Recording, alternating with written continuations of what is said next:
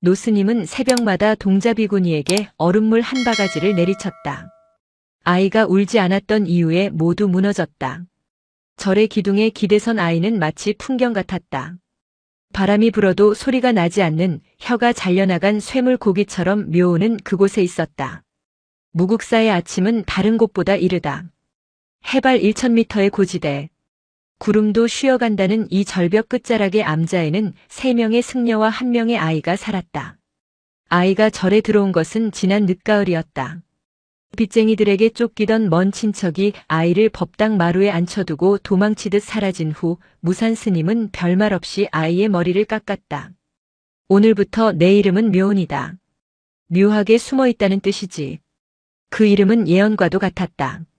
묘은은 8살이라는 나이가 믿기지 않을 만큼 존재감이 없었다. 또래 아이들처럼 뛰거나 울거나 떼를 쓰는 법이 없었다. 그저 밥을 주면 먹고 빗자루를 쥐어주면 마당을 쓸었다. 하지만 그 고요함은 평화가 아니라 단절이었다. 무산 스님은 요사체 문틈으로 마당을 내다보았다. 새벽 3시 30분.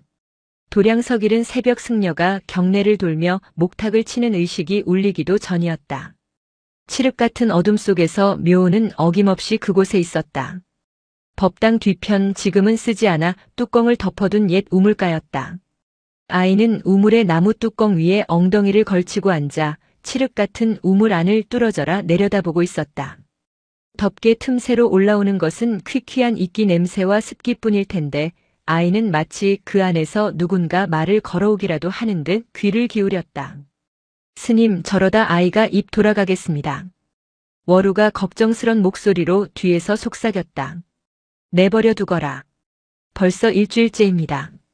낮에는 그림자처럼 다니고 밤에는 저렇게 우물 귀신처럼 앉아있으니 혹시 신기가 있는 건 아닐까요? 신기라니. 헛소리 마라. 무사는 혀를 찼다. 그의 눈은 매섭게 아이의 등을 훑었다. 늙은 승려의 눈에 비친 아이의 모습은 기이했다. 추위에 몸을 떠는 본능적인 반응조차 억누르고 있었다. 어깨는 뻣뻣하게 굳어 있었고 주먹 쥔 손은 허벅지 위에서 미동도 하지 않았다. 저 녀석은 지금 추위를 견디는 게 아니다. 네. 스스로를 지우고 있는 게야. 제가 살아있다는 감각, 춥다는 감각, 배고프다는 감각. 그 모든 걸 죄다 우물 바닥에 처박아 버리고 싶어 하는 게지. 무사는 문을 벌컥 열었다. 찬바람이 요사체 안으로 들이닥쳤다. 워루야. 예, 스님. 내일 새벽부터 물을 준비해라. 물이라니요? 공양간 물독은 채워져 있습니다만. 아니, 우물물이다. 가장 차가운 살을 애는 듯한 그 우물물을 길어놓으란 말이다. 워루는 노승의 의도를 이해하지 못해 눈을 깜빡였지만 무산의 시선은 이미 마당 한가운데 웅크린 작은 등 묘은에게 고정되어 있었다. 그의 눈빛이 서늘하게 빛났다. 살아있는 것을 죄악시하는 놈에게는 살아있다는 고통을 뼈에 새겨줘야 하는 법이다. 동짓달의 새벽 공기는 칼날과 같다. 숨을 들이마실 때마다 폐부가 쩍쩍 갈라지는 듯한 통증이 느껴지는 무국사의 새벽. 워루는 덜덜 떨리는 손으로 양동이에 물을 채웠다. 옛 우물의 뚜껑을 열자 깊은 곳에서 냉기가 솟구쳤다. 새벽 4시. 무산 스님은 장삼 자락을 휘날리며 우물가에 섰다. 묘은은 오늘도 그 자리에 있었다. 인기척을 느꼈을 텐데도 아이는 뒤를 돌아보지 않았다. 마치 세상 모든 소리를 차단한 바위 같았다. 묘은아. 무산의 굵은 목소리가 새벽 공기를 갈랐다. 묘은이 천천히 고개를 돌렸다. 초점 없는 눈동자가 늙은 승려를 응시했다. 그 눈에는 두려움도 호기심도 없었다. 그저 텅 비어 있었다. 일어서라. 묘은이 기계적으로 자리에서 일어났다. 작은 체구가 낡은 승복 안에서 휘청거렸다. 무사는 워루가 길어놓은 양동이를 가리켰다. 이 물이 무엇인지 아느냐? 아이는 대답하지 않았다. 무사는 대답을 기다리지 않고 바가지를 들었다. 찰랑거리는 물 위로 살얼음이 둥둥 떠다녔다. 내가 그토록 들여다보던 우물의 속살이다. 좌악. 예고도 망설임도 없었다. 무사는 얼음장 같은 물 한 바가지를 아이의 정수리에 냅다 끼얹었다. 흑. 묘은의 입에서 처음으로 생물의 소리가 터져나왔다. 억눌린 단말마였다. 섭씨 영하 10도의 날씨에 뒤집어 쓴 물은 액체가 아니었다. 그것은 수천 개의 바늘이 되어 아이의 두피와 목덜미, 등줄기를 찔러댔다. 젖은 승복이 순식간에 무거워지며 아이의 몸을 짓눌렀다. 스님, 미치셨습니까? 기겁한 워루가 뛰쳐나오려 했다. 하지만 무사는 지팡이를 들어 워루를 제지했다. 물러서라. 이것은 수행이다. 이게 무슨 수행입니까? 학대입니다. 아이가 쇼크로 죽을 수도 있습니다. 죽지 않아. 마음이 이미 죽은 놈은 육신이라도 살려야 한다. 무사는 두 번째 바가지를 떴다. 묘은은 바들바들 떨고 있었다. 입술이 파랗게 질렸고 속눈썹에 맺힌 물방울이 순식간에 얼어붙었다. 하지만 놀랍게도 아이는 도망치지 않았다. 보통의 아이라면 울음을 터뜨리거나 자리에 주저앉았을 것이다. 그러나 묘은은 젖은 몸을 꼿꼿이 세운 채 두 번째 물세례를 기다리듯 눈을 질끈 감았다. 촥! 두 번째 물이 얼굴을 강타했다. 아이의 몸이 휘청거렸으나 쓰러지지 않았다. 무산의 눈이 가늘어졌다. 독한 것. 아니, 이건 도끼가 아니다. 보통의 인내심이 아니었다. 이것은 체벌을 견디는 죄수의 모습과 닮아 있었다. 마치 이 고통을 받아 마땅하다고 생각하는 사람처럼 묘은은 이를 악물고 비명을 삼키고 있었다. 죽느냐? 무산이 물었다. 아프냐? 대답해라. 이 물이 차가우냐? 묘은이 젖은 눈을 떠 무산을 올려다보았다. 덜덜 떨리는 입술이 아주 미세하게 움직였다. 냄새가. 뭐라? 냄새가 납니다. 그것이 묘은이 무국사에 들어와 뱉은 첫 문장이었다. 춥다는 말도 살려달라는 말도 아닌 냄새가 난다는 말. 무산이 들고 있던 바가지가 허공에서 멈칫했다. 무슨 냄새 말이냐? 묘은은 흠뻑 젖은 채 다시 우물 쪽으로 시선을 돌렸다. 아버지 냄새요. 그날 이후 기이한 수행은 매일 새벽 반복되었다. 절 안의 공기는 흉흉해졌다. 공양주 보살은 무산 스님이 노망이 났다며 수군거렸고 워루는 묘은을 데리고 도망쳐야 하나 심각하게 고민했다.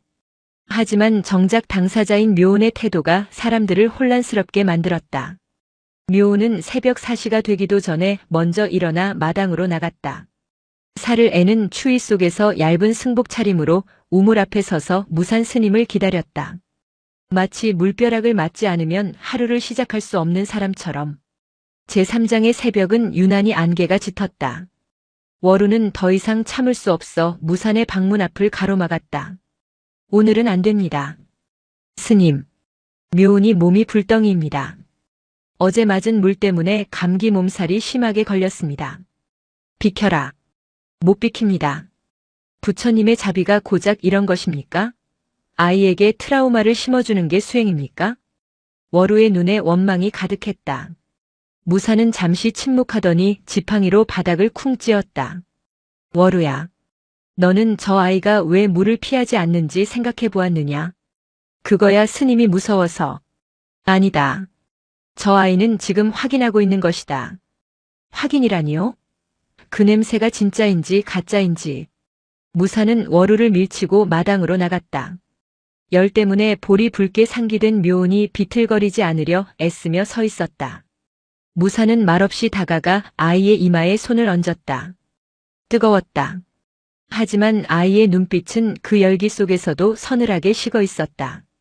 오늘은 쉬어도 좋다. 무산이 말했다. 그러나 묘은이 고개를 저었다. 부어주세요. 갈라진 목소리였다. 왜냐? 확인해야 해요. 무엇을? 묘은의 시선이 바가지에 담긴 검은 물로 향했다. 아빠가 숨을 쉬는지. 순간 정적이 감돌았다. 워루는 입을 다물었다. 묘은의 입에서 나온 말은 8살 아이의 상상력이라기엔 지나치게 구체적이고 잔혹했다. 아빠는 물냄새가 났어요. 아주 차가운 물냄새. 그리고 쇠냄새. 묘은의 기억은 1년 전 겨울로 거슬러 올라갔다. 사업 실패 후 빚쟁이들에게 쫓기던 아버지. 한겨울밤 아버지는 어린 묘은을 차에 태우고 강변으로 갔다. 지우야, 여기서 잠깐만 기다려. 그것이 마지막이었다. 아버지는 강 쪽으로 걸어갔고 다시는 돌아오지 않았다. 차 안에서 3일을 기다리던 묘은을 발견한 건 경찰이었다. 경찰은 강에서 아버지를 찾지 못했다고 했다. 시신조차 발견되지 않은 실종. 하지만 묘은은 기억했다. 경찰이 차 문을 열었을 때 강바람에 실려왔던 그 냄새. 비릿한 물이끼 냄새와 강물 속 어딘가에 잠겨있을 고철 덩어리의 냄새. 그리고 아버지가 마지막으로 자신을 안아주었을 때 났던 차가운 겨울 코트의 냄새. 그 모든 냄새가 뒤섞여 묘은에게 죽음은 곧 차가운 물로 각인되었다. 이 물을 맞으면 그때 냄새가 나요. 묘은이 중얼거렸다. 그래서 아빠가 여기 있는 것 같아요.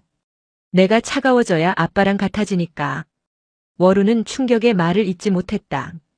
아이는 학대를 당하는 것이 아니었다.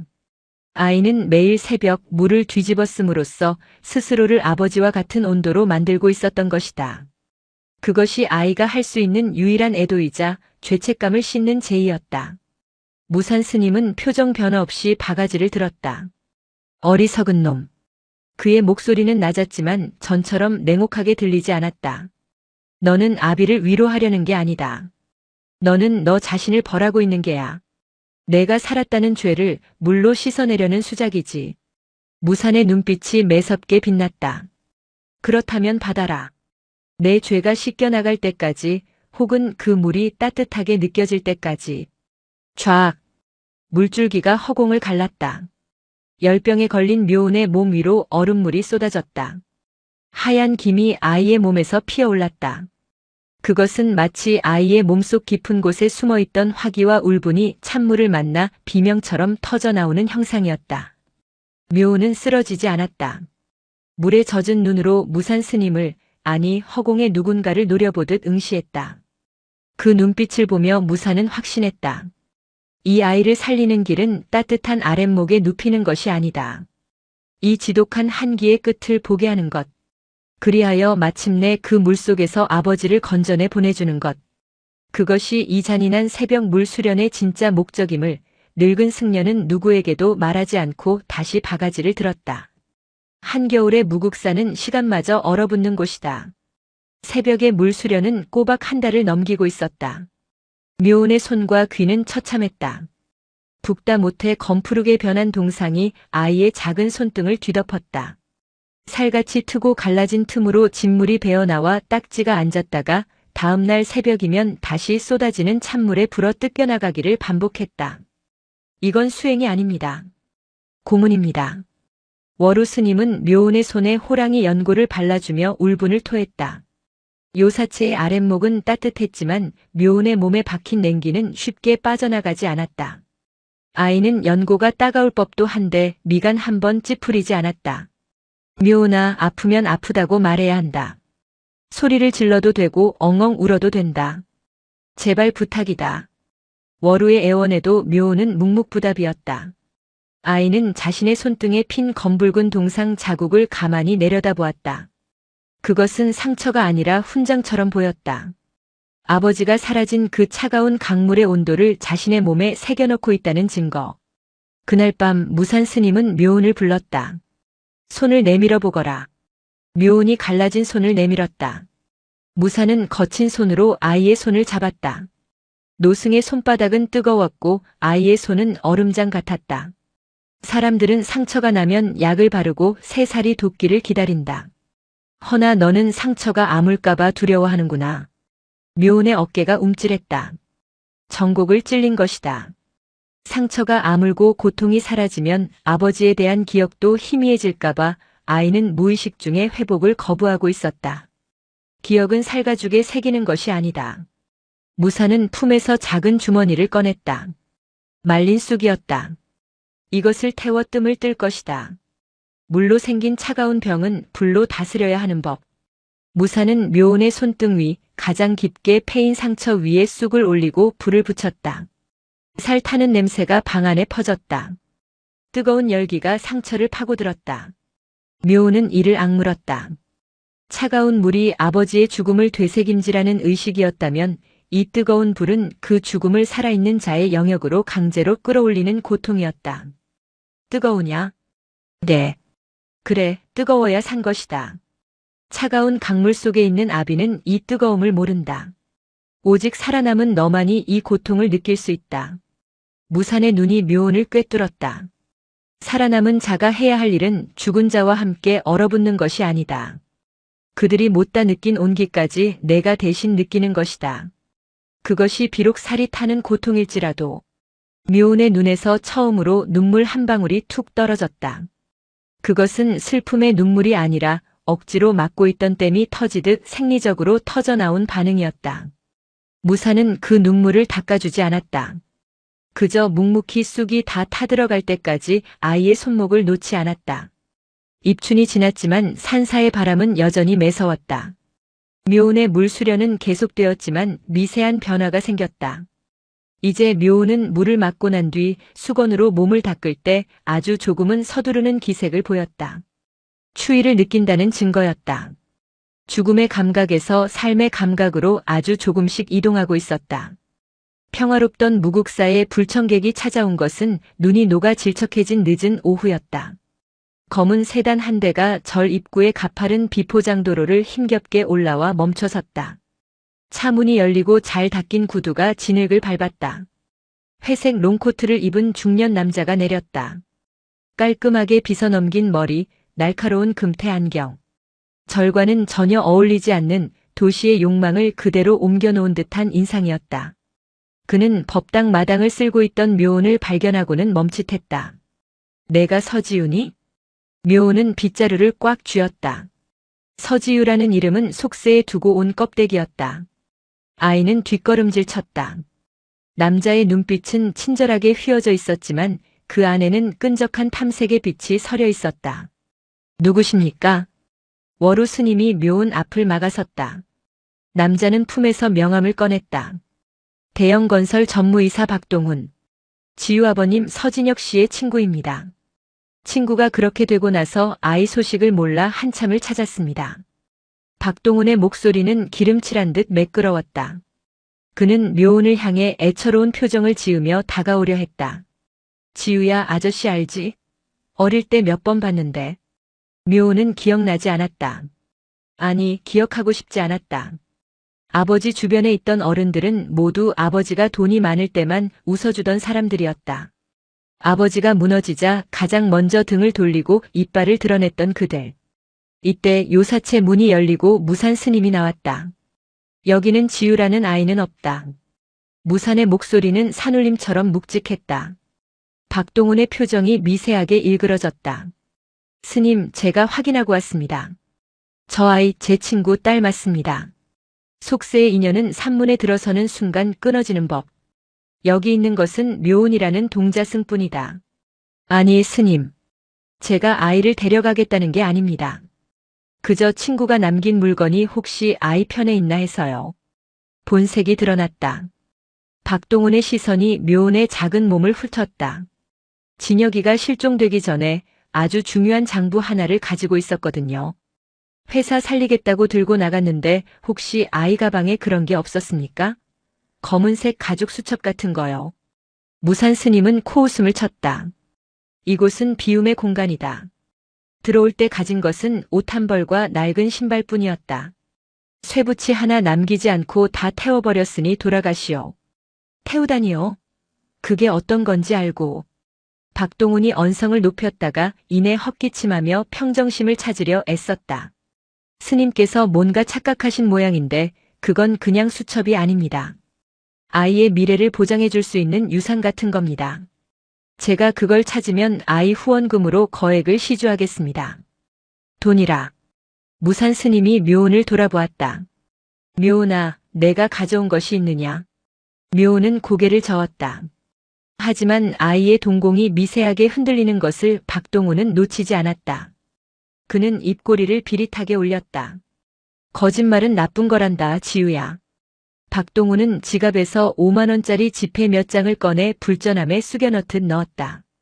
오늘은 빈손으로 가지만 다시 오겠습니다. 그때는 기억이 나면 좋겠구나. 차가 떠났다. 묘호는 차가 사라진 길을 멍하니 바라보았다. 심장이 쿵쾅거렸다. 아버지가 마지막으로 남긴 말, 그리고 차의 대시보드 서랍 깊숙한 곳에 숨겨두었던 검은 수첩. 묘호는 그것을 알고 있었다. 아버지가 강으로 걸어가기 직전 그 수첩을 묘혼의 패딩 점퍼 안주머니에 넣어주며 했던 말이 귓가에 맴돌았다. 지우야, 이건 아무한테도 주면 안 돼. 아빠가 잘못되면 이걸로 꼭 세상을. 뒷말은 바람 소리에 묻혀 듣지 못했다. 묘호는 그 수첩을 절에 들어오던 날 법당 뒤 낡은 기와 더미 아래 깊숙이 숨겨두었다. 그것이 아버지의 유일한 유품이자 아버지 죽음의 비밀을 푸는 열쇠라는 것을 8살 아이의 본능은 알고 있었다. 박동훈이 다녀간 후 묘혼의 태도가 달라졌다. 새벽 수련에 임하는 자세가 더욱 필사적으로 변했다.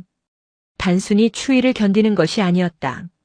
아이는 무언가에 쫓기듯 혹은 무언가를 지키기 위해 강해져야 한다는 강박에 시달리는 듯 했다.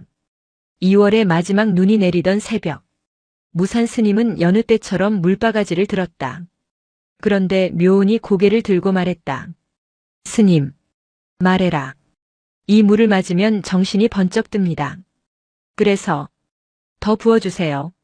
무서운 꿈을 꾸지 않게. 박동훈의 등장은 묘혼에게 억눌러왔던 그날의 기억을 재생시켰다. 아버지가 스스로 강물로 걸어 들어간 것이 아니었다는 기억. 물벼락이 쏟아졌다. 차가운 물이 머리부터 발끝까지 흘러내렸다. 묘호는 눈을 감지 않았다. 흐르는 물줄기 사이로 희미한 환영이 보였다. 1년 전 그날 밤 강가. 차 안에서 웅크리고 있던 지우묘는 보았었다. 아버지 뒤를 따라가던 그림자 하나를. 그리고 아버지가 물에 빠지는 소리가 들리기 직전 들려왔던 둔탁한 타격음을. 퍽. 그 소리는 물소리가 아니었다. 누군가 아버지를 가격하는 소리였다. 그리고 차창 밖으로 스쳐 지나가던 남자의 손등에 있던 흉터. 화상 자국처럼 일그러진 그 흉터가 어제 찾아왔던 박동훈의 손등에는 없었다. 그렇다면 범인은 박동훈이 아니다. 하지만 박동훈은 그 장부를 찾고 있다. 묘혼의 머릿속에서 퍼즐이 맞춰지기 시작했다. 아버지는 자살한 것이 아니다. 살해당했다. 그리고 그들은 아직도 아버지가 남긴 증거를 찾고 있다. 으악! 2번째 물바가지가 쏟아지려는 순간 묘혼이 비명을 질렀다. 추위 때문이 아니었다. 공포와 분노가 뒤섞인 절규였다. 묘혼은 자리에 주저앉아 거친 숨을 몰아쉬었다. 보았느냐? 무산 스님이 나직이 물었다. 묘혼이 고개를 들어 노승을 보았다. 네. 물이 차가운 것은 내 몸을 깨우기 위함이 아니다. 내 얼어붙은 기억을 깨기 위함이다. 이제야 비로소 내 눈에 도끼가 서리는구나. 무산은 바가지를 내려놓고 묘혼 앞에 쭈그리고 앉았다. 두려우냐? 무서워요. 그 사람들이 아빠를. 그래, 세상은 무섭다. 절간의 새벽 물보다 더 차갑고 잔인한 것이 세상이다. 내가 가진 것을 뺏으러 오는 이리떼들이 득실거리지. 무산은 묘혼의 젖은 어깨를 단단히 잡았다. 허나 묘혼아. 물은 바위를 뚫는다. 힘으로 뚫는 것이 아니라 멈추지 않고 흐르기 때문에 뚫는 것이다. 내가 그들보다 강해지려면 얼음처럼 굳어서는 안 된다. 물처럼 흘러야 한다. 어떤 추위에도 얼지 않고 흐르는 물이 되어야 한다. 묘호는 떨리는 손으로 자신의 품을 감싸 안았다. 기와 더미 아래 숨겨둔 검은 수첩. 그것을 지켜야 했다. 저 안 얼어요. 이제. 묘혼이 입술을 깨물며 일어섰다. 젖은 승복에서 물이 뚝뚝 떨어졌지만 아이의 2 다리는 땅을 단단히 디디고 있었다. 제가 지킬 거예요. 무산 스님은 미세하게 고개를 끄덕였다. 좋다. 그럼 이제 몸 수련은 끝났다. 오늘부터는 마음의 칼을 가는 법을 가르치마. 새벽에 여명이 터오고 있었다. 멀리서 늑대 울음소리 같은 바람소리가 들려왔다. 그것은 다시 찾아올 박동훈, 그리고 그 뒤에 숨어있는 더 거대한 어둠을 예고하는 전조였다. 묘혼의 눈빛이 새벽별처럼 서늘하게 빛났다. 복수가 아닌 진실을 위한 수행이 진짜로 시작되는 순간이었다. 봄비가 내렸다. 얼었던 계곡물이 풀리며 내는 소리가 무국사의 정적을 깨웠다. 무산 스님은 더 이상 묘은에게 물을 붓지 않았다. 대신 그는 법당 마루에 아이를 앉혀두고 눈을 감게 했다. 8살 아이에게 가부자는 고역이었다. 다리가 저리고 허리가 끊어질 듯 아팠지만 묘은은 새벽 물을 견디던 도끼로 버텼다. 무엇이 들리느냐? 무산이 물었다. 빗소리가 들립니다. 그 너머에는 바람 소리가 들립니다. 더 깊은 곳에는 묘은은 입을 다물었다. 더 이상 들리는 것이 없었다. 무산은 죽비로 아이의 어깨를 가볍게 내리쳤다. 귀로 듣지 말고 마음으로 보아라. 관세음 보살의 관은 본다는 뜻이고 음은 소리라는 뜻이다. 소리를 듣는 것이 아니라 소리의 형상을 보아야 한다. 무산의 가르침은 난해했다. 하지만 묘은은 밤마다 그 말을 곱씹었다. 아이는 밤이면 다시 우물가로 나갔다. 물을 깃기 위해서가 아니었다. 우물이라는 깊은 통로를 통해 땅 밑에서 올라오는 미세한 진동을 느끼기 위해서였다. 며칠이 지났을까? 묘은은 깨달았다. 빗소리는 다 같은 빗소리가 아니었다. 기와에 떨어지는 빗소리는 둔탁하고 나뭇잎에 떨어지는 빗소리는 찢어지는 듯 날카롭다. 흙바닥을 때리는 소리는 먹먹하다. 그 차이를 구분하기 시작하자 절 안의 모든 움직임이 그림처럼 머릿속에 그려졌다. 월우 스님이 요사체에서 뒤척이는 소리, 무산 스님이 염주알을 굴리는 미세한 마찰음, 그리고 산짐승이 담벼락을 스치고 지나가는 바스락거림. 그러던 어느 날 밤이었다. 새벽 2시. 세상이 가장 깊은 잠에 빠져들 시간. 묘은은 우물가에 앉아 눈을 감고 있었다. 바람이 불지 않는데 대나무 숲이 흔들리는 소리가 났다. 그것은 자연스러운 흔들림이 아니었다. 누군가가 인위적으로 대나무를 젖히고 들어오는 옷깃 스치는 소리였다. 하나가 아니다. 묘은의 감각이 곤두섰다. 자박, 자박. 발소리를 죽이려 애쓰지만 젖은 흙을 밟는 무게감은 감출 수 없었다. 발자국 소리의 간격과 무게로 보아 건장한 성인 남성 2명이었다. 그들은 정문이 아닌 절 뒤편의 가파른 산길을 타고 넘어왔다. 보통의 등산객이나 신도라면 다니지 않는 길이었다. 묘은은 숨을 죽였다. 신묘하게 숨는다는 법명처럼 아이는 우물 뒤편의 어둠 속으로 녹아들었다. 여기 확실해? 확실하다니까. 박 전무가 그랬어. 늙은 중이랑 젊은 놈 그리고 계집애 하나뿐이라고. 사내들의 목소리가 낮게 깔렸다. 묘은의 심장이 쿵 내려앉았다. 박 전무. 박동훈이었다. 그가 사람을 보낸 것이다. 그깟 장부가 뭐라고 이 야밤에 생쇼를 시키는지. 잔말 말고 찾아. 법당 뒤편 기와장 근처나 창고를 뒤지랬어. 그들은 정확히 알고 있었다. 묘은이 숨겨둔 장소를 특정하지는 못했지만 아이가 무언가를 숨길 만한 곳을 짐작하고 있었다. 묘은은 입을 틀어막았다. 그들이 다가오고 있었다. 묘은이 숨어있는 옛 우물가 그리고 그 옆에 쌓여있는 낡은 기와 더미 쪽으로. 사내들은 손전등을 켜지 않았다. 달빛에 의지에 움직이는 솜씨가 예사롭지 않았다. 그들은 훈련받은 짐승처럼 기와 더미를 뒤지기 시작했다. 달그락. 기와가 부딪히는 소리가 밤의 정적을 찢었다. 묘은은 우물 뒤 좁은 틈새에 몸을 구겨 넣었다. 손이 덜덜 떨렸지만 공포보다는 분노가 더 컸다. 이곳은 아버지의 죽음을 위로받던 유일한 공간이었다. 속세의 탐욕이 기어이 여기까지 쫓아왔다는 사실이 아이를 참을 수 없게 만들었다. 없는데? 쥐새끼가 어디 다른데 숨겼나? 요사체를 뒤져보자. 애새끼자는 방에 있겠지. 놈들의 발길이 묘은과 월우 스님이 잠든 방 쪽으로 향했다. 안 된다. 월우 스님은 아무것도 모른다. 묘은이 뛰쳐나가려던 찰나였다. 기익. 법당 문이 열렸다. 은은한 촛불빛과 함께 무산 스님이 걸어 나왔다. 그는 자다 깬 모습이 아니었다. 정갈하게 장삼을 갖춰 입고 손에는 굵은 주장자 지팡이를 들고 있었다. 어느 놈들이냐? 천둥 같은 호통이 아니었다. 지극히 낮고 서늘한 바닥을 기는 목소리였다. 사내 둘이 흠칫 놀라 멈춰섰다. 이 늙은이가 잠이나 잘 것이지. 한 놈이 품에서 무언가를 꺼냈다. 달빛에 번뜩이는 쇠몽둥이였다. 스님, 험한 꼴 보기 싫으면 비키쇼. 우린 찾을 물건만 찾아서 갈 테니까. 이곳에 너희가 찾을 물건은 없다. 다만 너희가 놓고 가야 할 업보만 있을 뿐이다. 말귀를 못 알아쳐먹네. 사내가 쇠몽둥이를 휘두르며 무산에게 달려들었다. 묘는 눈을 질끈 감았다. 하지만 타격음 대신 들린 것은 사내의 비명이었다. 아! 눈을 떠보니 무산 스님은 제자리에 서 있었고 사내는 바닥에 나뒹굴고 있었다. 무산이 쇠몽둥이를 휘두르는 궤적을 읽고 지팡이 끝으로 사내의 손목혀를 정확히 찌른 것이다. 이 영감탱이가. 다른 놈이 칼을 꺼내 들었다. 상황이 심각해졌다. 그때였다. 멈추시오. 요사체에서 워루 스님이 뛰쳐나왔다. 그는 상황을 파악할 겨를도 없이 본능적으로 무산 스님 앞을 막아섰다. 부처님 도량에서 이게 무슨 짓입니까? 비켜, 이 대머리야.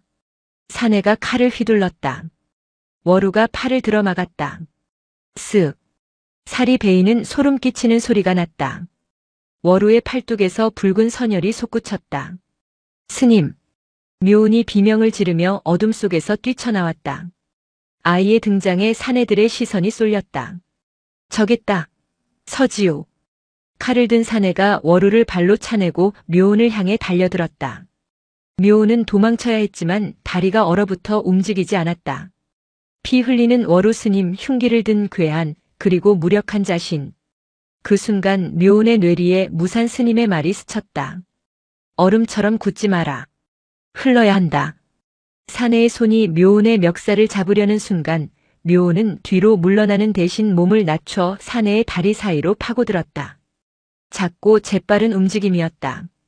그리고 있는 힘껏 사내의 정강이를 깨물었다. 아! 이 독한 년이. 사내가 비틀거렸다.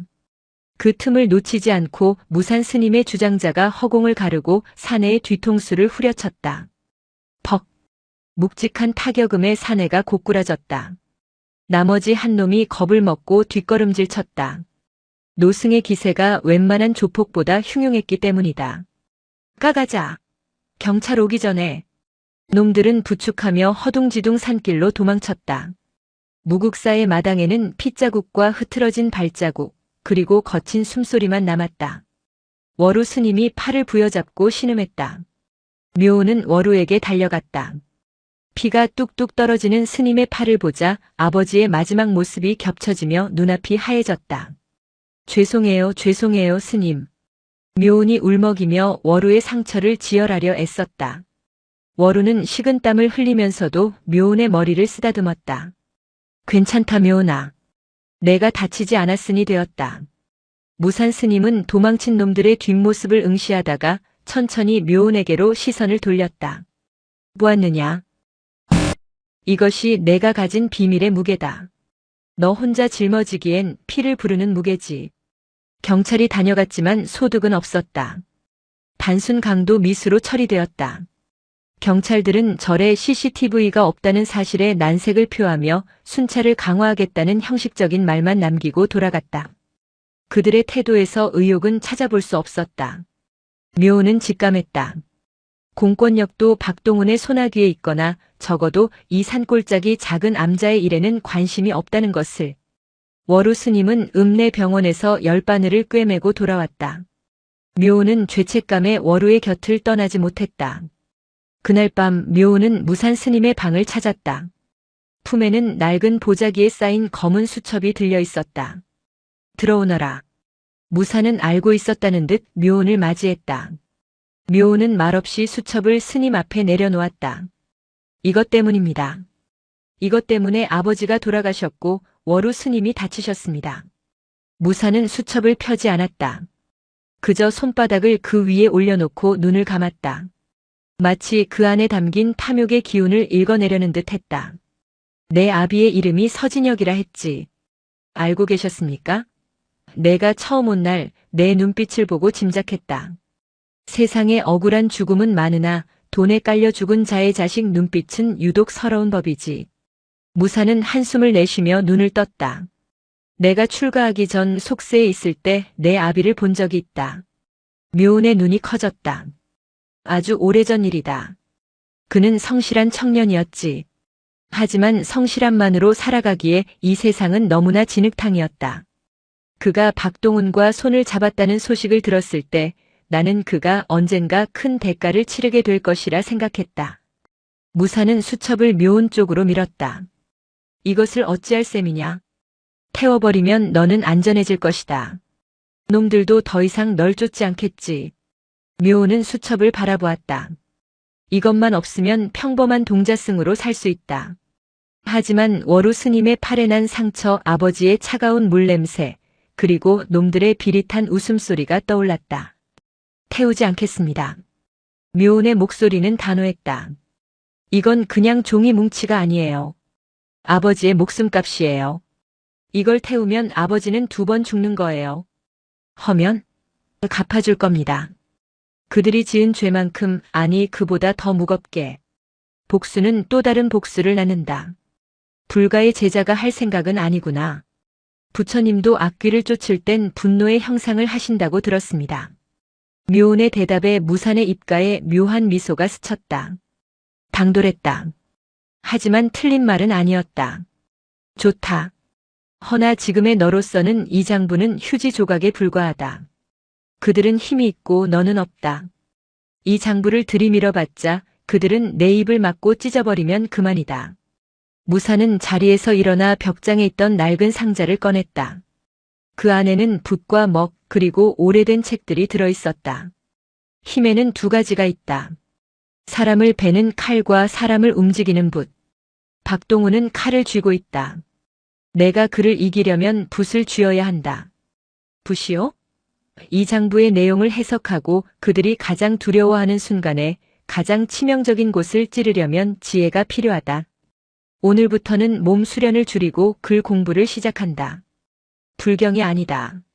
세상을 읽는 법, 사람의 욕심을 읽는 법, 그리고 무사는 묘운의 눈을 똑바로 바라보았다. 적의 힘을 역이용하여 제압하는 법을 가르칠 것이다. 묘운은 검은 수첩을 다시 품에 안았다. 수첩은 차가웠지만 묘운의 가슴은 뜨거웠다. 이제 무국사는 단순한 도피처가 아니었다. 거대한 악과 맞서 싸우기 위한 요새이자 묘운을 전사로 키워낼 훈련장이 되었다. 창밖에는 다시 봄비가 내리고 있었다. 빗소리가 묘운에게 속삭이는 듯 했다. 기다려라. 물이 불어날 때까지. 가장 낮은 곳에서 가장 거대해질 때까지. 봄이 무르익어 무국사의 벚꽃이 지고 그 자리에 연두빛 새잎이 돋아날 무렵 묘운의 생활은 완전히 바뀌어 있었다. 더 이상 새벽 우물가에서 살을 애는 추위를 견디는 수련은 없었다. 대신 그보다 더 지독하고 건조한 싸움이 시작되었다. 무국사의 가장 깊은 곳, 평소에는 쥐들조차 드나들지 않던 낡은 서고가 묘운의 새로운 수행터였다. 곰팡이 냄새와 오래된 종이 썩는 냄새가 진동하는 그곳에서 묘운은 8살 아이가 감당하기엔 지나치게 무거운 2개의 세계를 동시에 마주하고 있었다. 하나는 무산 스님이 건네준 금강경이었고 다른 하나는 아버지가 남긴 검은 가죽 수첩, 바로 이중장부였다. 글자 하나를 읽을 때마다 그 속에 숨겨진 사람의 욕망을 읽어야 한다. 무산 스님은 묘운의 맞은편에 앉아 먹을 갈았다. 칠흑 같은 먹물이 벼루 위에서 둥근 원을 그리며 퍼져나갔다. 스님은 붓을 들어 화선지 위에 글자 하나를 썼다. 탐. 탐할 탐. 세상의 모든 죄는 이 글자 하나에서 시작된다.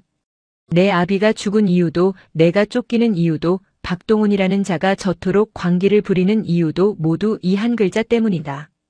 묘운은 무릎을 꿇고 앉아 무산의 글씨를 응시했다. 그리고 시선을 돌려 옆에 놓인 검은 수첩을 펼쳤다. 수첩 안에는 알 수 없는 숫자들과 암호 같은 문장들이 빼곡했다. 날짜, 금액, 수취인, 그리고 철이라는 섬뜩한 단어들. 그것은 단순한 회계장부가 아니었다. 사람의 목숨을 돈으로 환산하고 불법을 합법으로 둔갑시킨 악마의 경전이었다. 스님, 이 숫자들이 무엇을 의미하는지 모르겠습니다. 묘운이 건조한 목소리로 물었다. 아이의 눈 밑에는 짙은 그늘이 드리워져 있었다. 밤새 잠을 자지 않고 수첩을 들여다본 탓이었다. 숫자는 거짓말을 하지 않는다. 다만 사람들이 숫자를 이용해 거짓말을 할 뿐이지. 잘 보거라. 들어온 돈은 있는데 나간 돈의 명목이 모호한 것들. 접대비 혹은 자물료라는 이름으로 포장된 검은 돈의 흐름을 찾아야 한다. 무산 스님은 묘운에게 단순히 글을 가르치는 것이 아니었다. 그는 과거 속세에 있을 때 꽤나 이름난 회계사였다는 소문이 있었다. 승려가 되기 전 그가 어떤 삶을 살았는지는 아무도 정확히 알지 못했지만 복잡한 자금 흐름을 짚어내는 그의 눈썰미는 예리한 칼날과 같았다. 여기를 보거라. 2024년 12월 15일 대형 건설법인 계좌에서 현금 5억 원이 인출되었다. 그런데 같은 날 청솔복지재단이라는 곳으로 5억 원이 기부금 명목으로 입금되었구나. 무산의 손가락이 수첩의 한 줄을 짚었다. 이게 무슨 뜻인지 알겠느냐? 묘운은 잠시 생각에 잠겼다. 8살 아이의 머리로는 이해하기 힘든 구조였지만 묘운은 자신의 모든 지능과 증오를 동원해 그 흐름을 파악하려 애썼다. 돈을 세탁한 겁니까? 그렇다. 복지재단은 감시가 소홀하지. 기부금으로 위장해 돈을 빼돌리고 그 돈은 다시 뒷구멍을 통해 누군가의 주머니로 들어갔을 게다. 그 누군가가 누구인지 알아내는 것이 내가 해야 할 일이다. 묘운은 연필을 꽉 쥐었다. 연필심이 부러질 듯 위태로웠다. 아버지는 이런 더러운 숫자들 사이에서 매일같이 시달렸을 것이다. 양심과 생존 사이에서 줄타기 하다가 결국 이 장부를 들고 도망친 것이다. 아버지가 지키려 했던 것은 단순히 돈이 아니라 마지막 남은 인간으로서의 자존심이었을지도 모른다. 박동훈. 묘운이 낮게 은조렸다. 수첩 곳곳에는 박동훈의 이름 대신 P라는 이니셜이 적혀 있었다. P에게 흘러들어간 돈의 액수는 상상을 초월했다. 이 돈이면 무국사를 수백 번 사고도 남았고 묘운이 평생을 써도 모자랄 금액이었다. 분노하지 마라. 무산 스님의 죽비가 묘운의 어깨를 탁 쳤다. 분노는 눈을 멀게 한다. 내가 박동훈을 잡으려면 그보다 더 차갑고 냉정해야 한다. 뜨거운 불은 물에 꺼지지만 차가운 얼음은 물에 녹아들어 기어이 물기를 바꾼다. 너는 그 장부 속에 숨겨진 놈들의 약점을 찾아내 가장 결정적인 순간에 터뜨릴 시한폭탄을 만들어야 한다. 그날부터 묘운은 서고에서 나오지 않았다. 월우 스님이 하루 3번 공양을 날랐지만 묘운은 밥을 먹는 둥 마는 둥 하며 수첩과 씨름했다. 한자는 옥편을 찾아가며 익혔고 회계 용어는 무산 스님에게 묻고 또 물었다. 계절이 바뀌어 여름이 왔다. 무국사의 숲은 짙은 녹음으로 우거졌고 매미 소리가 절간을 가득 메웠다. 묘운의 머리카락도 제법 자라 까까머리 위로 검은 털이 보송보송 올라왔다. 월우 스님은 묘운이 걱정되어 견딜 수가 없었다. 스님, 아이가 너무 피폐해집니다. 또래 아이들은 학교에서 친구들과 뛰어놀 나이인데 시체 냄새 나는 장부만 파고 있으니 저러다 마음의 병이 더 깊어지면 어쩝니까? 월우가 무산에게 하소연했다. 그러나 무산은 요지부동이었다. 저 아이에게 지금 필요한 것은 친구가 아니다. 힘이다. 제 아비를 죽인 세상을 이해하지 못하면 저 아이는 평생 피해자라는 감옥에 갇혀 살게 된다. 스스로 그 감옥을 부수고 나올 열쇠를 쥐어주는 것이야말로 진정한 자비다. 어느 무더운 여름밤 묘운은 드디어 장부의 마지막 페이지를 해독해냈다. 그리고 그곳에서 믿을 수 없는 이름을 발견했다. K 국회의원. 단순히 기업 간의 비리가 아니었다. 정계 유력 인사가 연루된 거대한 게이트였다. 박동훈은 그 국회의원의 자금줄 역할을 하고 있었던 것이다. 묘운의 손이 부들부들 떨렸다. 이것은 핵폭탄이었다. 터뜨리면 박동훈뿐만 아니라 나라 전체가 발칵 뒤집힐 만한 증거였다. 찾았느냐? 어둠 속에서 무산 스님의 목소리가 들려왔다. 묘운은 고개를 들었다. 아이의 눈빛은 더 이상 8살의 것이 아니었다. 깊고 어두운 심연을 품은 늙은 영혼의 눈빛이었다. 네, 찾았습니다. 놈들의 목줄을. 묘운의 목소리는 차분했지만 그 안에는 서슬퍼런 살기가 담겨 있었다. 이제 어떻게 할 테냐? 기다릴 겁니다. 놈들이 제 발로 이 덫에 걸러 들어올 때까지. 묘운은 수첩을 덮었다. 그리고 처음으로 무산 스님에게 옅은 미소를 보였다. 그것은 득도한 승려의 미소라기보다는 사냥감을 앞에 둔 맹수의 서늘한 미소에 가까웠다. 준비는 끝났습니다, 스님. 늦여름에 태풍이 예고된 어느 날 무국사에 또다시 불청객들이 들이닥쳤다. 이번에는 밤손님이 아니었다. 대낮에 그것도 관용차를 타고 당당하게 나타난 군청 공무원들이었다. 그들은 흰색 와이셔츠 소매를 걷어붙이고 한 손에는 서류 뭉치를, 다른 한 손에는 줄자를 들고 있었다. 그들의 태도는 거만했고 눈빛에는 귀찮음이 역력했다. 계십니까? 주지 스님 좀 뵙시다. 가장 직급이 높아 보이는 남자가 고래고래 소리를 질렀다. 워루 스님이 황급히 뛰어나갔다. 무슨 일이십니까? 일이 소란스럽게. 아, 군청 건축과에서 나왔습니다. 민원이 들어와서요. 남자는 노골적으로 절 건물을 훑어보며 혀를 찼다. 이 절 허가받고 지은 거 맞습니까? 여기 요사체랑 해우소 위치가 지적도랑 완전히 다른데? 이거 불법 증축 아닙니까? 무슨 말씀이십니까? 무국사는 50년도 더 된 절입니다. 이제 와서 불법이라니요. 50년 전이든 100년 전이든 법은 법이죠. 그리고 여기 진입로도 국유지를 침범했네. 이거 싹 다 밀어야겠는데? 남자는 품에서 종이 한 장을 꺼내 워루의 가슴팍에 툭 밀쳤다. 불법 건축물 자진 철거 계고장. 붉은 도장이 찍힌 문서였다. 기한 내에 자진 철거하지 않으면 강제 집행을 하겠다는 내용이었다. 워루의 얼굴이 사색이 되었다. 이게 무슨 말도 안 되는 갑자기 철거라니요. 우린 갈 곳도 없습니다. 그건 댁들 사정이고 우리는 법대로 하는 겁니다. 일주일 줍니다. 일주일 안에 짐 빼세요. 남자는 비웃듯 말했다. 그 뒤에 서 있는 부하 직원들도 낄낄거리며 마당의 장독대를 발로 툭툭 찼다. 명백한 행패였다. 그리고 그 배후에 누가 있는지는 불보듯 뻔했다. 박동훈. 그가 폭력배로 안 되니 이제는 법을 이용해 무국사를 말려 죽이려는 작전이었다.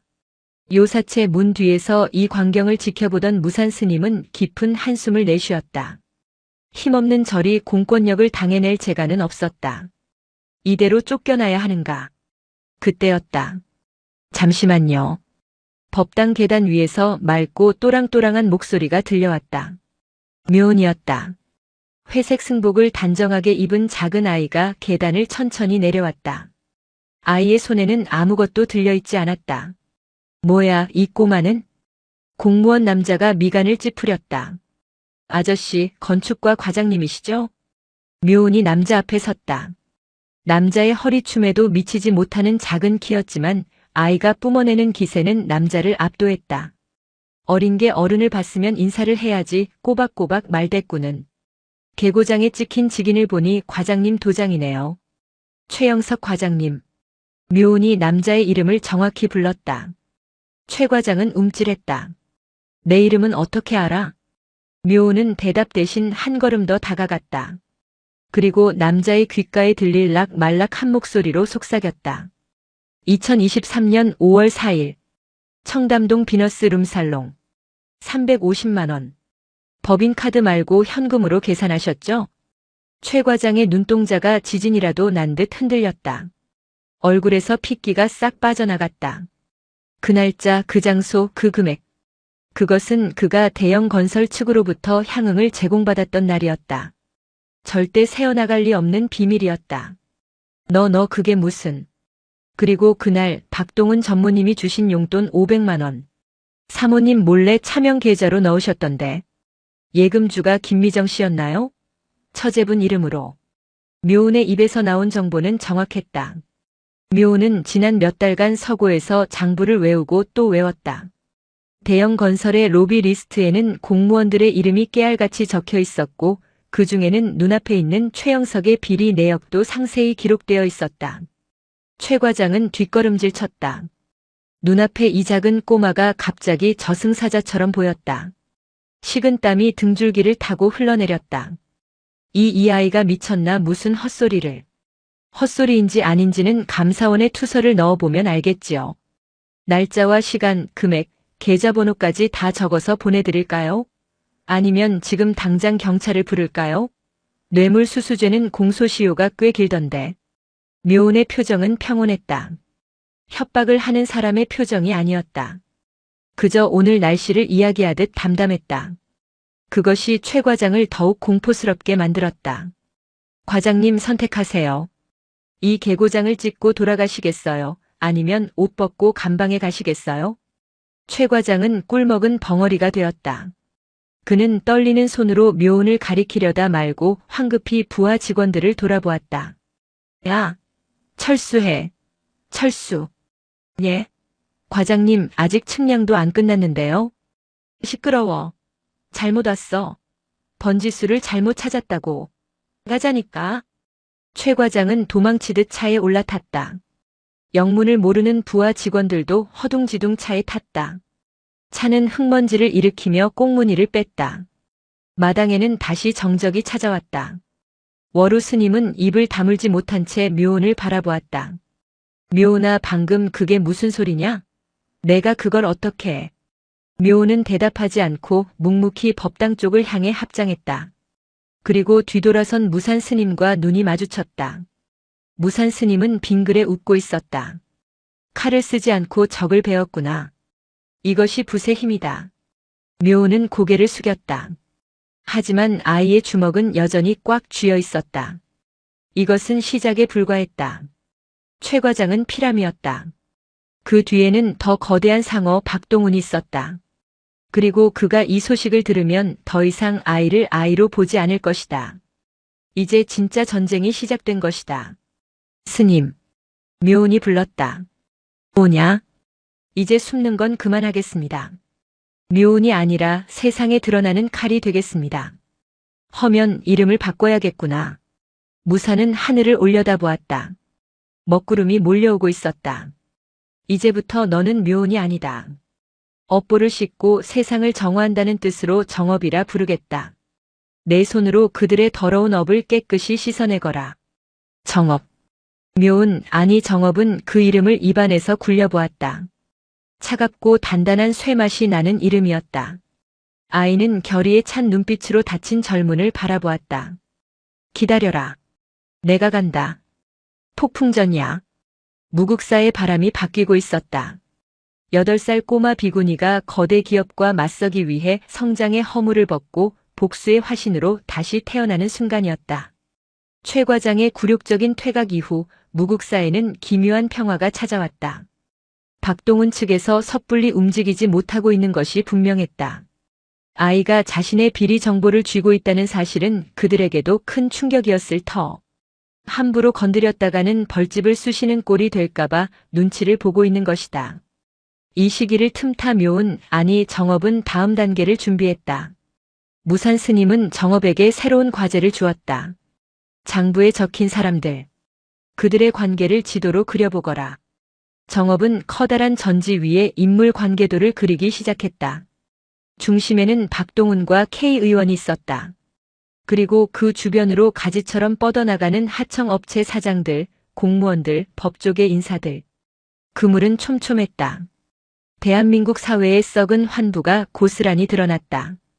이 그물의 약점은 어디겠느냐? 무산이 물었다. 정업은 붓끝으로 한 지점을 가리켰다. 박동훈의 최측근이자 자금 세탁을 담당하는 실무자 조 이사였다. 이 사람입니다. 박동훈은 의심이 많아 모든 것을 직접 관리하려 하지만 실질적인 돈의 이동은 이 사람이 도장을 찍어야만 가능합니다. 게다가 이 사람은 정업이 장부 한 구석에 적힌 메모를 가리켰다. 도박 빚이 있습니다. 회사 돈을 몰래 빼돌려 도박 빚을 갚은 정황이 보입니다. 박동훈이 이걸 알면 이 사람은 죽은 목숨입니다. 그래서 이 사람을 우리 편으로, 아니 정확히는 박동훈을 배신하게 만들어야 합니다. 어떻게? 의심의 씨앗을 뿌려야죠. 정업의 계획은 대담했다.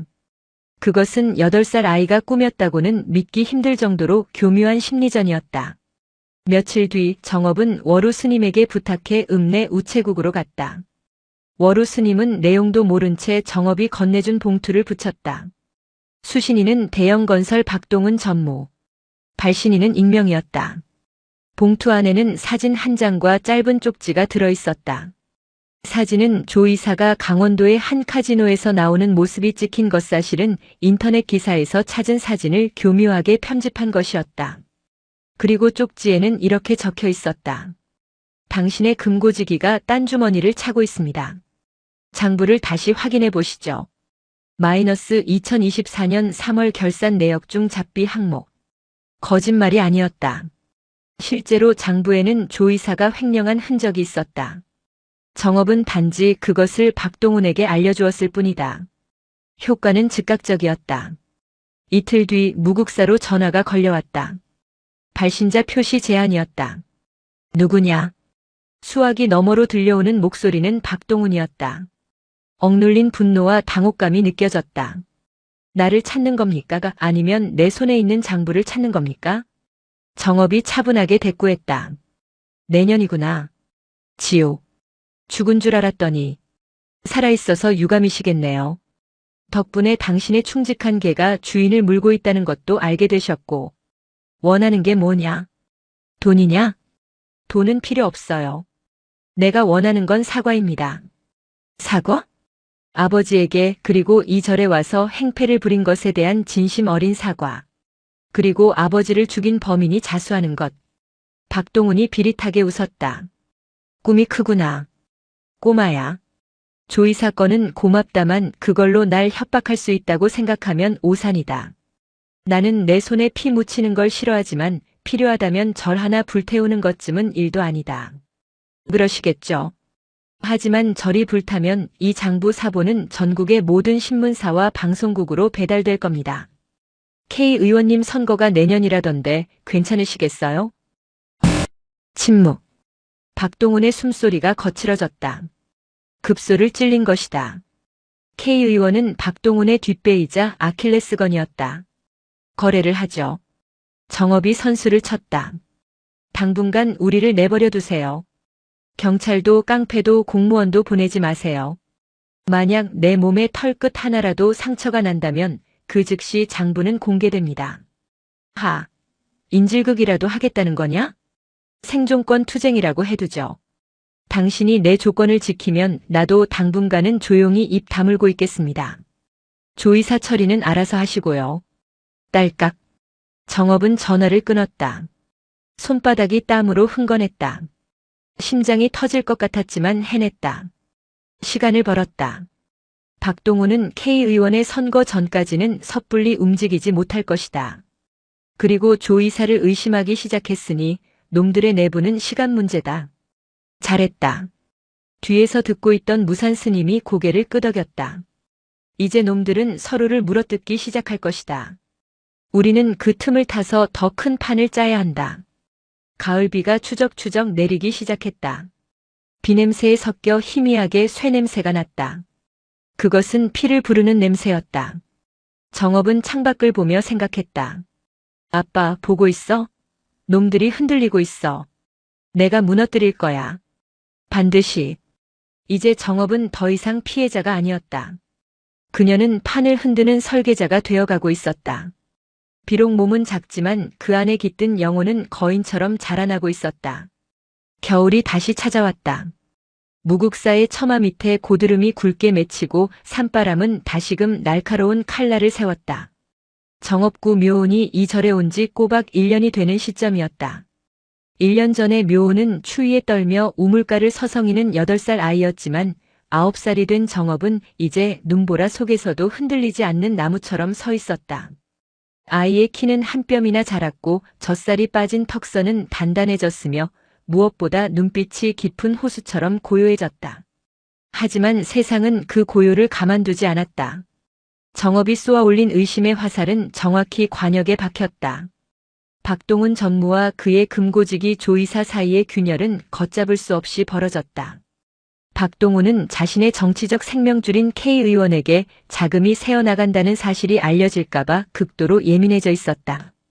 그는 조 이사를 의심했고 감사를 핑계로 그를 압박했다. 그리고 눈 내리는 밤 사단이 났다. 무국사의 고요를 찢은 것은 이번에도 전화벨 소리가 아니었다. 피투성이가 된 채 절 입구에 쓰러진 남자의 거친 숨소리였다. 새벽 예불을 준비하던 월우 스님이 그를 발견했다. 스님, 여기 사람이. 쓰러진 남자는 조이사였다. 값비싼 양복은 찢어지고 흙투성이가 되어 있었고 얼굴은 형체를 알아보기 힘들 정도로 부어 있었다. 토사구팽. 사냥이 끝나자 사냥개를 삶아 먹듯 박동우는 자신의 비리를 모두 알고 있는 조 이사를 처리하려 했던 것이다. 놈들의 린치를 피해 구사일생으로 탈출한 조 이사가 향한 곳은 아이러니하게도 자신이 그토록 괴롭혔던 무국사였다. 정업은 요사체 윗목에 누운 조 이사를 내려다보았다. 살려줘. 조 이사가 피 섞인 가래를 뱉으며 애원했다.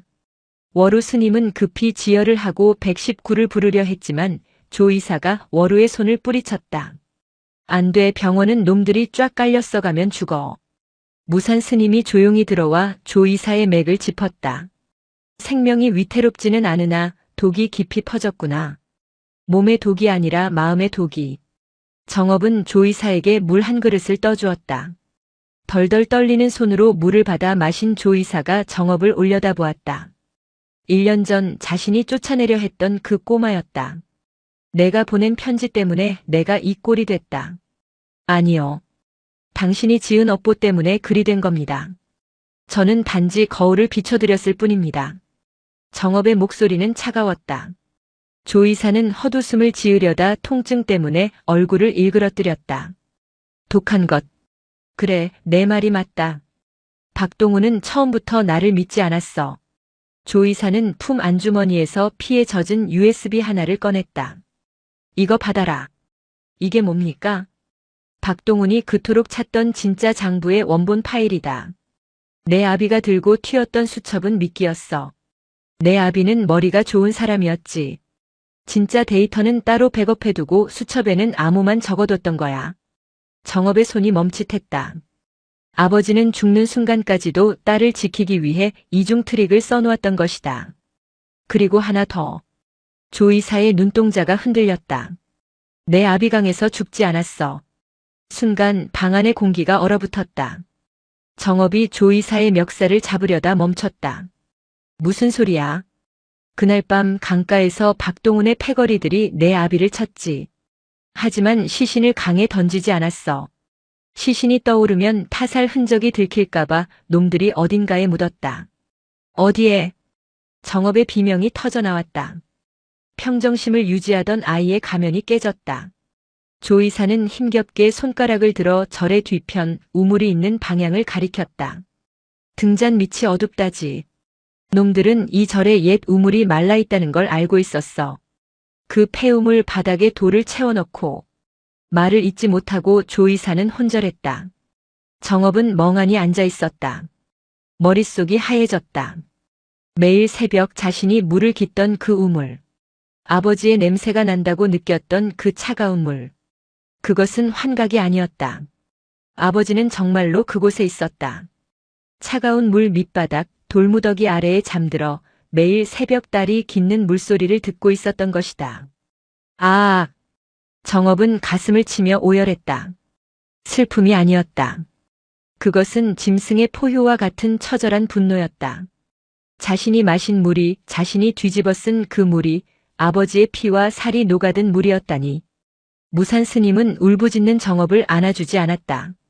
대신 방문을 걸어 잠그고 지팡이를 들었다. 울지 마라. 지금은 울 때가 아니다. 스님의 목소리가 천둥처럼 방 안을 울렸다. 놈들이 온다. 자신의 치부를 덮기 위해 이제는 불을 지르러 올 것이다. 내가 지금 무너지면 아비는 영영 저 차가운 우물 속에서 나오지 못한다. 정업은 눈물을 닦았다. 소매가 젖어 축축했지만 눈빛만은 불길처럼 타오르고 있었다. 다 죽여버릴 거야. 죽이는 것이 아니다. 무사는 정업의 손에 쥐어진 USB를 가져가 품에 넣었다. 밝히는 것이다. 어둠은 빛을 이길 수 없다. 오늘 밤 끝을 보자. 그날 밤 폭설이 내렸다. 하늘에서 쏟아지는 눈송이가 무국사를 하얗게 덮었지만 저를 감싸고 있는 긴장감은 그 눈조차 녹일 만큼 뜨거웠다. 밤 12시. 무국사로 올라오는 산길에 헤드라이트 불빛이 뱀처럼 이어졌다. 한두 대가 아니었다. 박동우는 모든 것을 걸었다. 내일 아침이면 조 이사가 넘긴 USB의 내용이 세상에 터질 것을 직감했기에 오늘 밤 안에 모든 증거와 증인을 없애버리려는 것이었다. 검은 양복을 입은 사내 수십 명이 절 마당으로 들이닥쳤다. 그들의 손에는 쇠파이프와 화염병이 들려 있었다. 법치국가에서 일어날 수 없는 무법천지였지만 고립된 산사는 그들의 세상이었다. 박동훈이 차에서 내렸다. 두꺼운 모피 코트를 입고 시가를 문 그의 모습은 악마 그 자체였다. 다 태워라. 쥐새끼 한 마리도 남기지 말고. 박동훈의 명령이 떨어지자마자 사내들이 화염병에 불을 붙였다. 멈춰라. 법당 문이 열리고 무산 스님과 워루 스님이 나왔다. 워루의 손에는 몽둥이가, 무산의 손에는 주장자가 들려 있었다. 하지만 수적 열쇠가 분명했다. 늙은 중이 아직도 명줄이 길군. 보내드려라 극락으로. 사내들이 달려들었다. 워루 스님이 필사적으로 막아섰지만 중과부적이었다. 쇠파이프가 워루의 어깨를 강타했고 그는 비명을 지르며 쓰러졌다. 무산 스님 역시 노구의 몸으로 몇 명을 쓰러뜨렸지만 결국 여러 명에게 둘러싸여 제압당했다. 스님. 법당 뒤편에서 정업이 뛰쳐나왔다. 오, 주인공이 이제야 나오셨네. 박동훈이 비릿하게 웃으며 정업에게 다가갔다. 내놔라. 조이사가 준 거. 정업은 뒷걸음질 쳤다. 그녀의 발길이 닿은 곳은 우물가였다. 폭설이 내려 우물 뚜껑 위에는 하얀 눈이 소복이 쌓여 있었다. 가까이 오지 마. 다 터뜨려버릴 거야. 정업이 소리쳤지만 박동훈은 코웃음을 쳤다. 여기서는 터지지 않아. 전파도 잘 안 터지는 산골짜기에서 뭘 어쩌겠다고. 얘들아, 애기한테 불장난 좀 보여줘라. 부하 하나가 우물가 옆에 낡은 나무 기둥에 화염병을 던졌다. 쾅! 불길이 치솟았다. 매서운 겨울바람을 타고 불은 순식간에 법당 쪽으로 옮겨 붙으려 했다. 열기가 얼굴을 확 덮쳤다. 이 우물이지? 조이사가 말한 게. 박동훈이 우물 뚜껑을 발로 걷어찼다. 낡은 나무 뚜껑이 부서지며 검은 아가리를 드러냈다. 우물 안은 꽁꽁 얼어 있었다. 내 아비가 여기 있다지? 참 효녀야. 아비 무덤 위에서 물을 길어 먹었으니. 박동훈의 잔인한 말에 정업의 몸이 부들부들 떨렸다. 박동훈은 품에서 권총을 꺼냈다. 진짜 총이었다. USB 내놔. 그리고 너도 들어가라. 아비랑 같이 있게 해줄게. 절체절명의 순간. 무산 스님이 피를 흘리며 소리쳤다. 정업아, 물을 보아라. 물은 답을 알고 있다.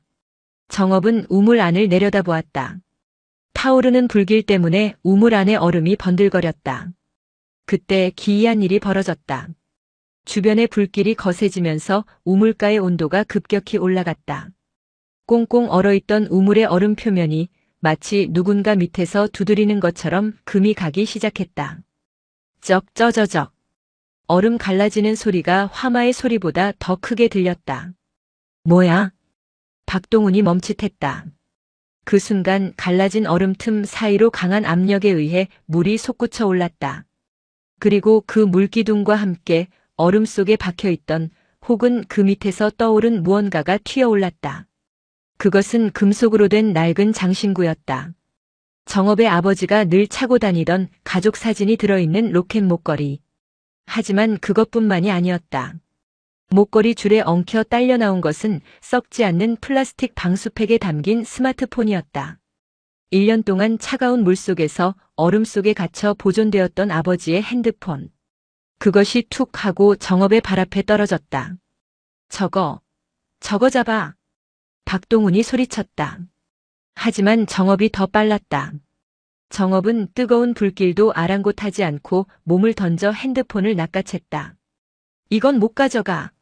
정업은 우물 난간 위에 올라섰다. 뒤에는 불타는 법당, 앞에는 살인자. 아이의 눈에서 푸른 안광이 뿜어져 나왔다. 아빠가 보고 있어. 정업의 목소리가 기이하게 울렸다. 당신이 죽였지. 둔기로 머리를 쳐서 기절한 아빠를 이 우물에 던졌지. 아빠는 그때 살아있었어. 차가운 물속에서 숨이 끊어질 때까지 벽을 긁었어. 그 손톱 자국이 이 우물 벽에 남아있을 거야. 박동훈의 얼굴이 창백해졌다. 그것은 사실이었다. 그는 확인 사살을 하지 않았다. 증거? USB? 그런 건 필요 없어. 이 우물이 증거고 저 시신이 증거고 내가 증인이야. 정업이 소리치자 때마침 불어온 돌풍이 불길을 박동훈 쪽으로 확 몰아쳤다. 으악!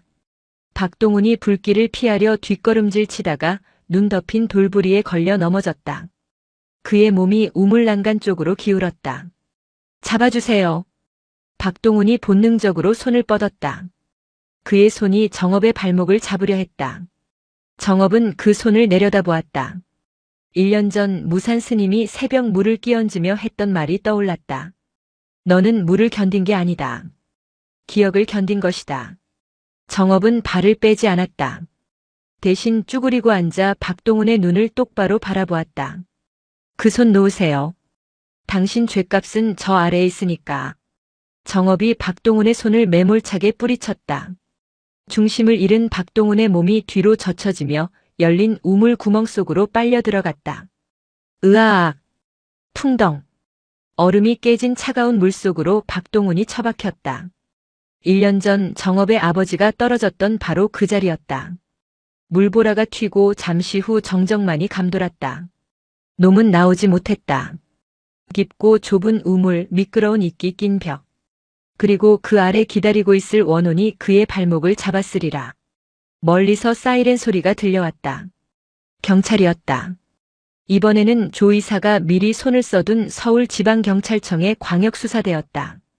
부하들은 도망치기 바빴고 불타는 절 마당에는 9살 소녀와 피 흘리는 두 승려만이 남았다. 정업은 우물 안을 들여다보지 않았다. 대신 하늘을 올려다보았다. 눈이 그치고 구름 사이로 시리도록 차가운 새벽달이 떠오르고 있었다. 끝났어요, 아빠. 정업의 다리에서 힘이 풀렸다. 아이는 그 자리에 주저앉아 처음으로 소리내어 엉엉 울었다. 불타는 연꽃처럼 슬픔과 해방이 뒤섞인 울음이 새벽 산사를 가득 메웠다. 계절이 몇 번이나 바뀌었다. 무국사는 예전의 모습을 되찾았다. 불에 탔던 법당은 시주들의 도움으로 새로 지어졌고 그을렸던 나무 기둥들은 말끔하게 닦여나갔다. 박동훈의 시신은 우물에서 인양되었다.